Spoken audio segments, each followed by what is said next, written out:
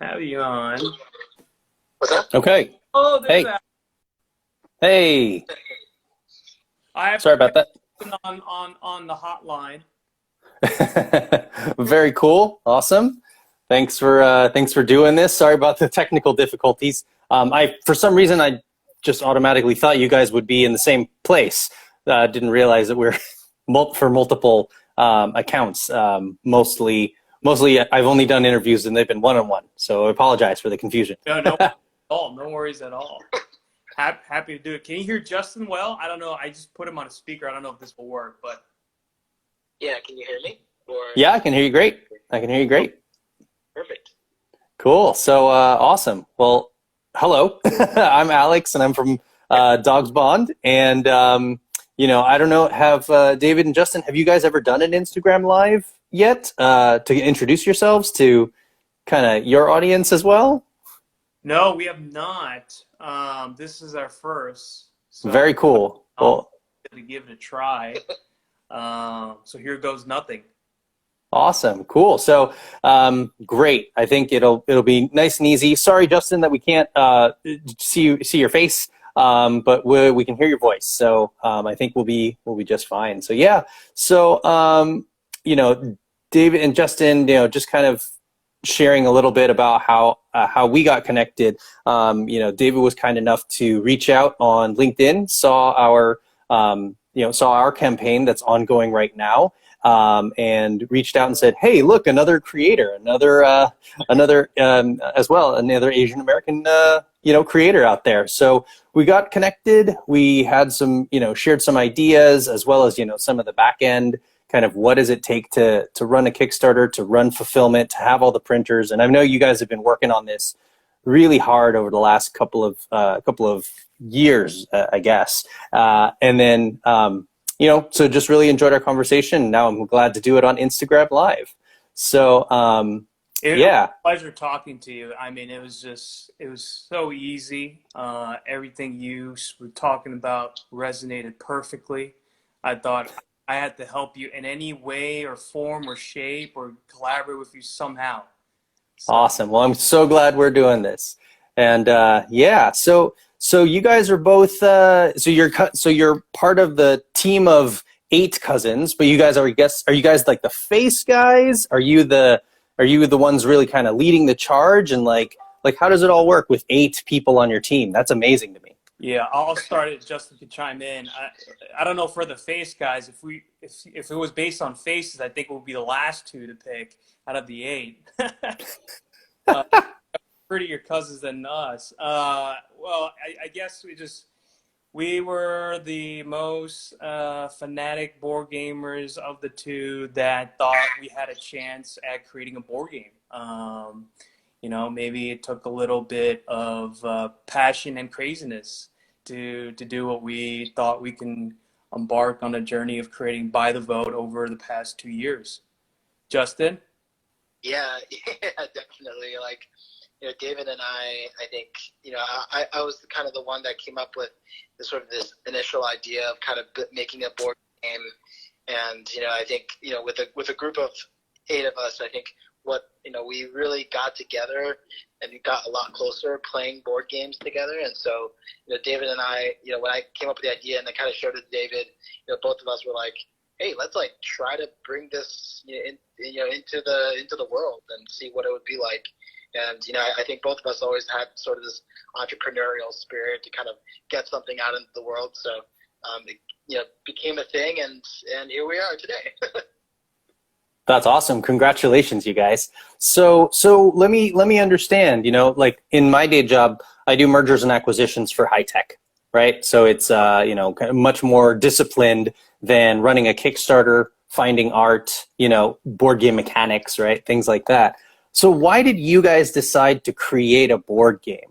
Like, what was it about board games that was it the mechanics? Was it the opportunity to create and contribute? Why create a board game? Go ahead, Justin. Yeah, so I'm actually I also work in the tech fields. I work in health tech, and I'm a product manager. And so, okay.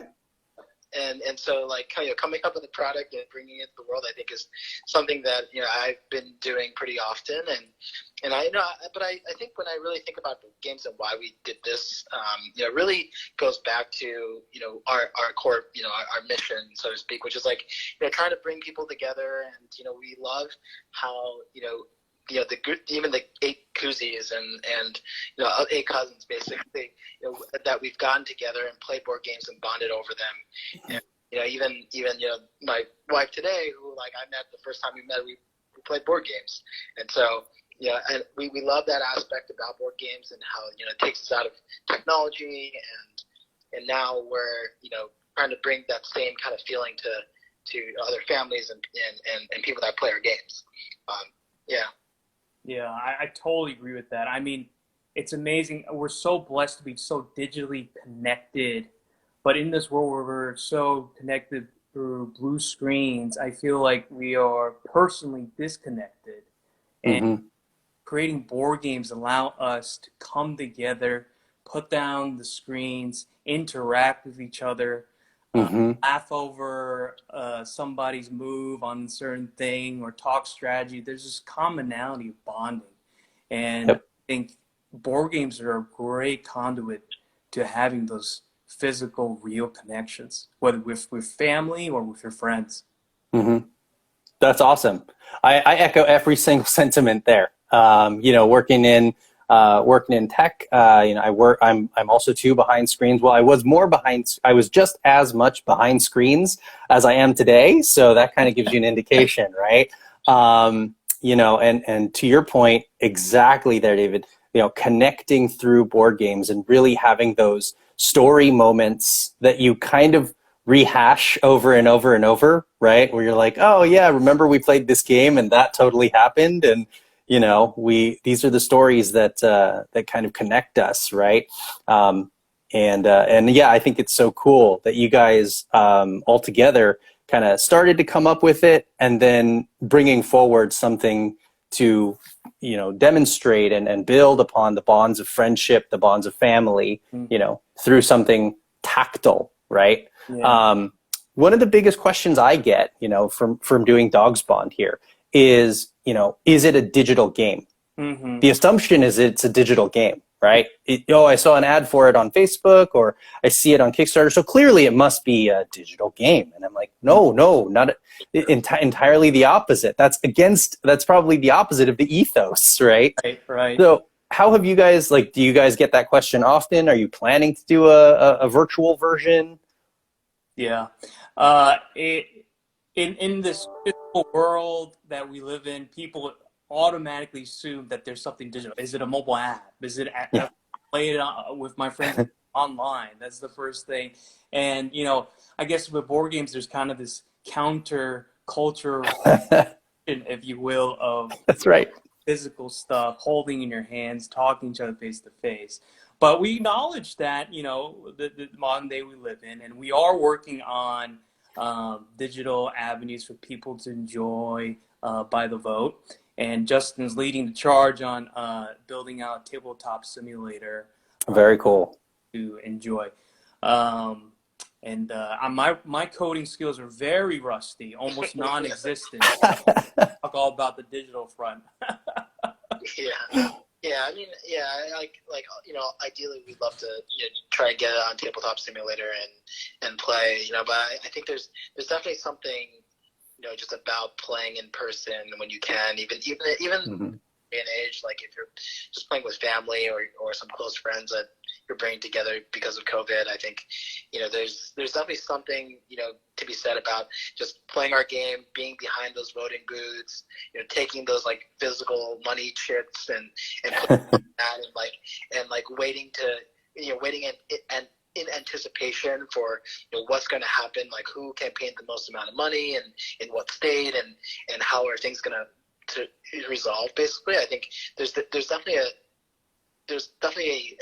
physical aspect to the game that is really hard to recreate in sort of a electronic form. 100% agree. 100% agree. Yeah, some of the challenges that I found. So we do have a version in Tabletop Simulator. It's really made more for like playtesting and kind of proving grounds. But yeah, we can play, and we have played, and we've done demos. I think one of the biggest challenges for me, right, with Tabletop Simulator, and don't get me wrong, it is an amazing piece of technology, right, that you can put into, you know, all of your art assets, and it really does reflect it very, very well. But one of the challenging things is that you're only as dexterous as your mouse hand, because you only have one thing to click, right? So like when you're trying to say like, oh, okay, let me sneak a peek at what my opponent might be doing, it's very difficult to do, right? You can't just, you know, move around and operate as you would in a tabletop face-to-face interaction. So there is something there, and I wish you the best of luck on all the coding and all the development that goes into it. It's a lot of work, but also too, I think, a lot of reward, because you know, then yeah, you can be playing virtually and showing folks how to do it. So that's really cool. Yeah, I mean, I see one of our designer friends right there. I mean, I guess from a marketing perspective for board game designers that are listening, one of our key marketing strategies was to go to board game conferences, and obviously with COVID, that has been tough to do. And so Tabletop Simulator is almost a must-have going into any Kickstarter campaign. Yeah. As a selling point, the biggest selling venue you can proceed with is when people play your game, and absolutely play it physically. Then the digital is the next best thing. So yeah, highly recommend it. Yep. Awesome. So talk to me a little bit about the theme and kind of developing BuyTheVote. Like why voting? And did you want to capitalize? I mean, voting has, you know, a lot of weight in today's world, especially this year. Did you guys time that? Was it planned? Was it you know, like, hey, we've got to do the political theme? Yeah, I mean, go ahead, Justin. I think it absolutely was time to wanted.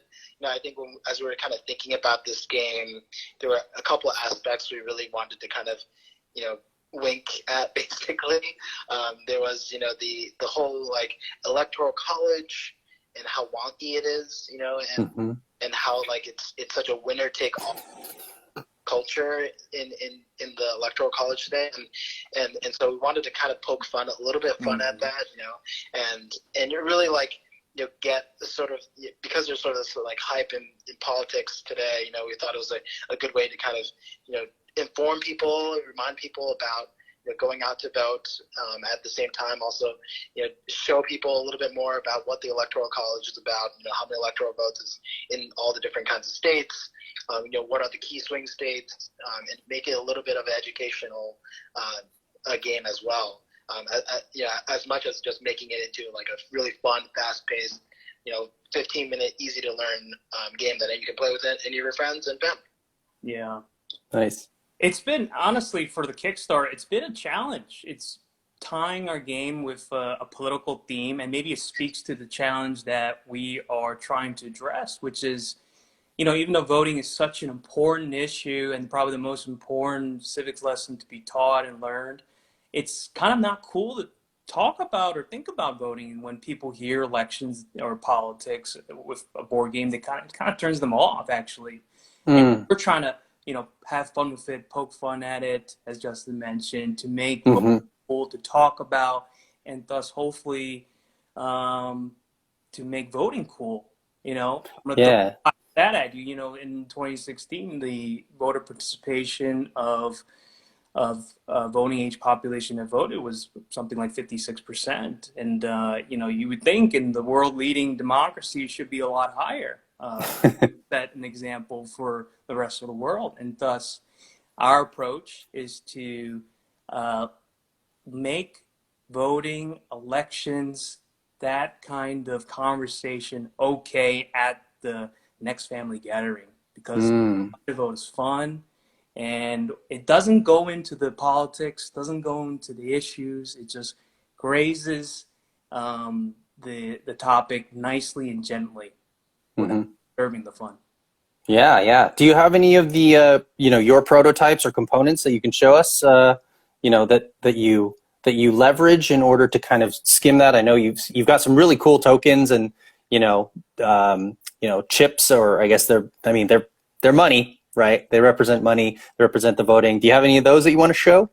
Well, Justin actually has it. I don't know if I could drop and show, and Justin can show, but I think we have, I think, well documented it on our Kickstarter through the various photos and GIFs. Mm-hmm. Definitely check out our Kickstarter page for that. And we have been actually sending a whole bunch of prototypes. We probably have 8 prototypes in distribution, circulating around in the U.S., bouncing between reviewers. Mm-hmm. Yep. Reviewers to kindly forward their prototype copy to the next reviewer. To the next reviewer, yeah. Interestingly, for me, and I'm a shop of one, so I'm really, honestly, I'm jealous. I'm proud, but I'm also jealous that you guys have a team there. As far as it comes from kind of how do you do the weight distribution, and kind of how do you do the lift and shift. So from an operations side, it's just me. And one thing that I found very difficult was getting the prototypes and then managing how to send it from reviewer to reviewer. So I'll have to pick up some tips and tricks from you guys once, once it's in full swing. So that the 8 cousins come in full force here, where it was a real production of hours of cutting, manual cutting those pieces. Ah, yeah. Yeah. So it was just an assembly line, if you can imagine. Sprawled cousins, scissors, cutting boards, corner cutters, and just the floor littered with scraps of paper all over the The aunts and uncles would come in and see what is going on. And the aunts and uncles are probably like, we would have thought you would have grown out of it, but I guess not. Like, Stepping on, is this what? It's not a Lego, so thank God for that. Right, exactly, precisely. Yeah. No, I've got I have a one of the die cut machines, that does the paper as well. So yeah, that was a good, it was a good play test. I think what I struggled with was, I wanted it to feel right. And so I actually went to Print and Play, and we printed 4 prototype copies. So I'll flash up a couple of cards that I have, the Jack Russell Terrier, the Border Collie, and these are actual, poker size cards, almost production level, just to test, because I wanted to really understand what it was. So I applaud you guys for sending. So you guys essentially took Print and Play versions and sent them across. Gotcha. Oh, okay, cool. That's really cool. And reviewers were receptive to that? Yeah, they were. See, that's the beauty of the board game community. They are so welcoming and helpful. It's everyone's, in some industries, as you may know, they try to say, I gotcha with the competition, if I may. And with here, everyone's so open. Because at the end of the day, board game creation is a labor of love, and the reward is sharing your creation with others. That's really, truly what empowers us and keeps us going, and how we get excited and gives us fulfillment when people derive joy from your creation. And I know you probably have a fair share of that as well. Yeah, definitely. I think that to your exact point, right? It's not like we're all drilling through 1 or 2 things, or there's only so many board games that we can have. We all want everyone to win. We all want everyone to contribute to all boats to rise with the tide, and I think that Kickstarter makes that really, really very accessible and really quite exciting.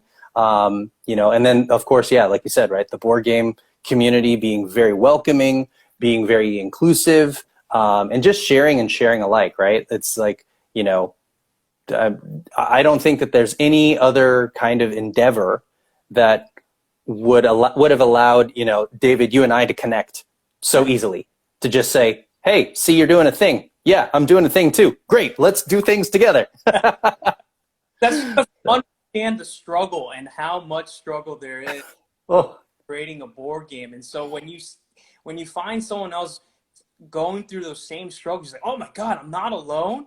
Yeah. Help me help you, help you? Absolutely, right. It's like, what can I help you with? You know, yeah, and it's so much better to, I think, again, right, in the community, it's really fun. We give more than we receive. Yes. Right, and I think that's been something that I've noticed and felt very much. So, yeah. Cool. So let me jump in because I want to make sure that we get through a couple of questions.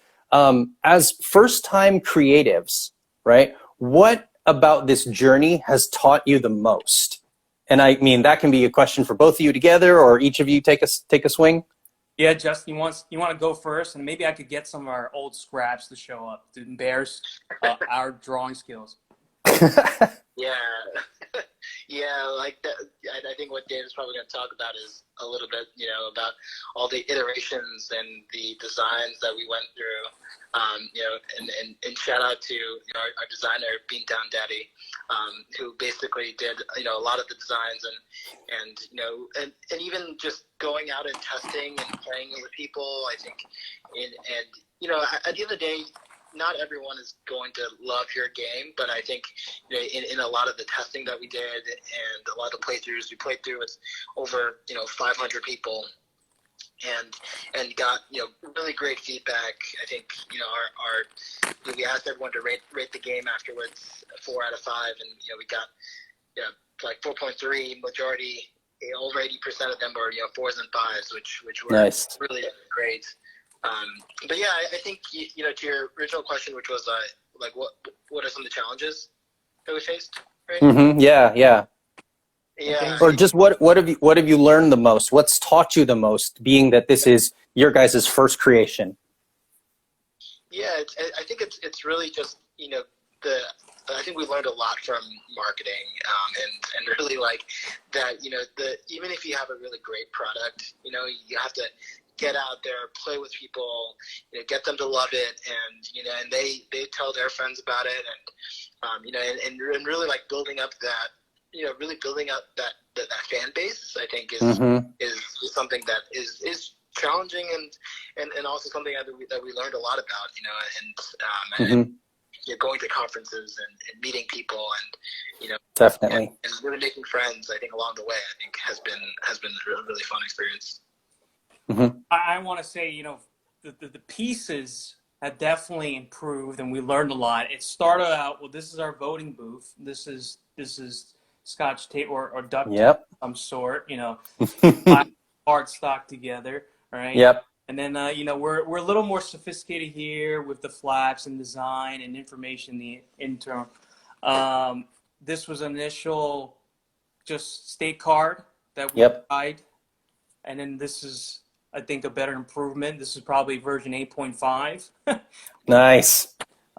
So we've gone a long way, and I will echo what Justin said. I think, we got a lot of confidence after demoing the game with almost 500 people at different conferences and getting the reviews we got. 96% said they would play again. 86% would recommend to someone else. And when we heard those stats, he being a product manager and I being a business analyst thought, okay, this is great. How much better can it get? And that's right. Friends and family. This is strangers. 500 people. You run out of friends and family to play with. I'll tell you that.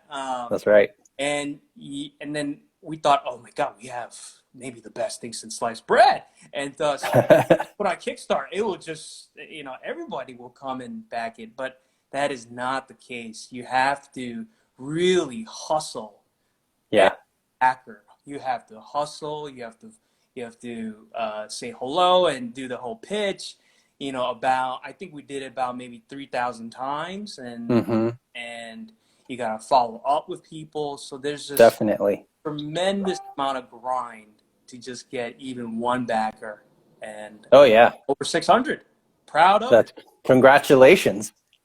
Congratulations, you guys. Yeah. No, I 100% agree. I think unfortunately for me, my plan was to hit the conferences hard now that I have, like an actual box, right? Actual cards that weren't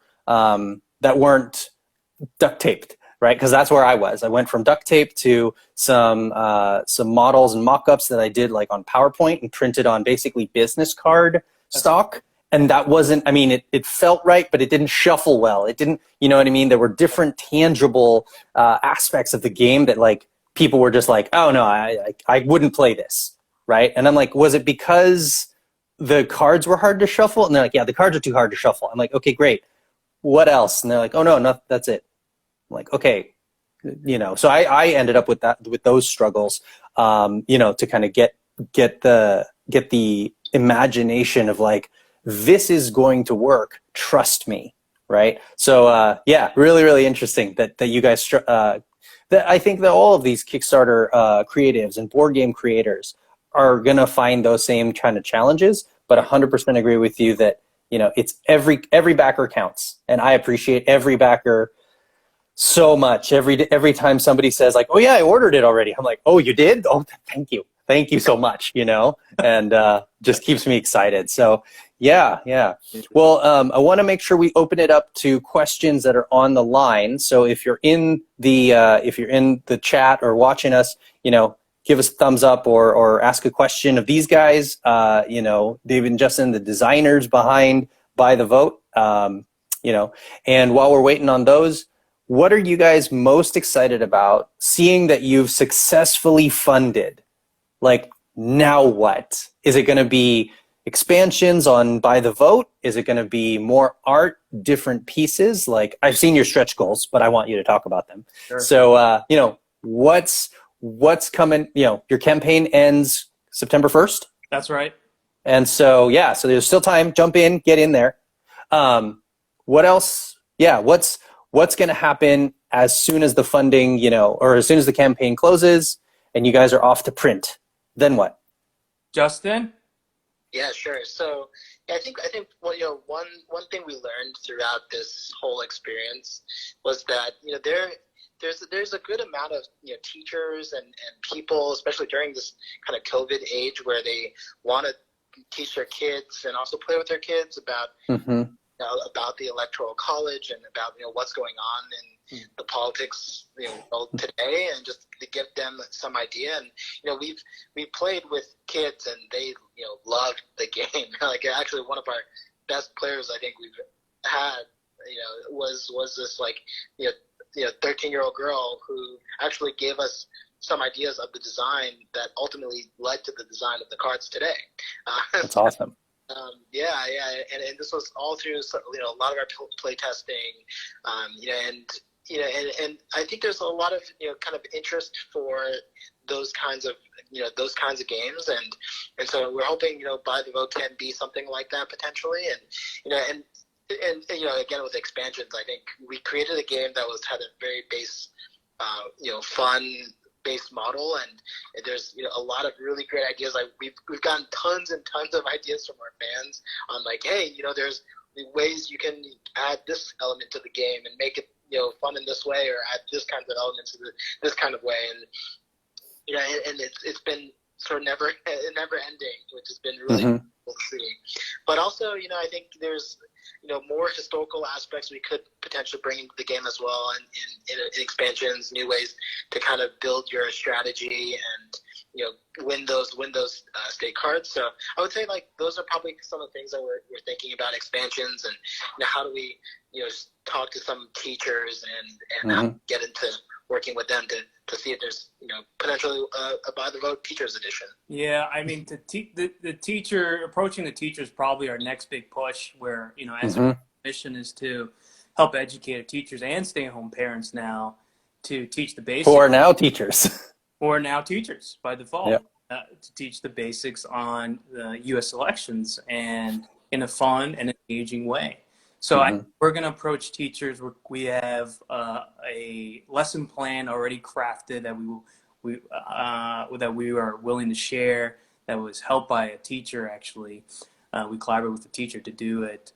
So we want to share this. We want to change the world in this very tiny little bit way to, you know, increase voter participation for the future. And we're going to try to do that through the classrooms or in homes with BuyTheVote. Awesome. Yeah, well, I mean, civics is definitely a topic that is hot today. So I'm so glad that you guys are tackling it. Like you said, right, in a fun and positive way. You know, that's really important there. Cool. Awesome. Well, I don't see any questions from our viewers, which is totally fine. Did you guys have any questions for me or anything else that you wanted to share with folks as you guys head into that last, what do they call it when it's a true like political campaign, the last leg of the campaign? Yes. I don't know, Justin, do you have anything else for Alex you want to ask or share? Or yeah, is there anything we can help you with in your Kickstarter? Well, yeah, I mean, so like I said, unfortunately, I wasn't able to hit all the cons, right? Cancel culture happened right when we were just over that hump where it was like ready for play tests, ready for that big public push. We had done a couple of, you know, open game nights at local game stores, and we played it. You know, people gave us very similar kind of feedback, right? I would definitely recommend it to a friend. This was fun. You know, they couldn't wait for more art, more animation. I think that was kind of one of the things that, you know, held my game back a little bit in terms of play tests. But now that we're there, this is super exciting. You know, I'm about 75% funded today, and there's still a week left. So yeah, hoping for that last 25%. What would really help me out is, you know, if anyone who's you know, back in BuyTheVote and likes the kind of concepts, and also to first-time creators, you know, come on over. We're happy to have you. And then maybe if we can, you know, I'll send some content to you, maybe a photo, an image, or something. You know, you can post it as a backer update, and I will do the same for you guys. So yeah, I love it. I love the sharing. I love the community feel, because you know, we can all succeed together. I appreciate it, Alex. It was a blast. Thank you. Yeah, awesome, cool. Well, hey everybody, buy the vote on Kickstarter. Buy the vote. Pledge, pre-order, do all the things, and it's super easy because you're backing a winner. So check them out. All right. Take care. Have a good night. All right. Night, everyone. Thanks, everyone. Bye-bye. Bye.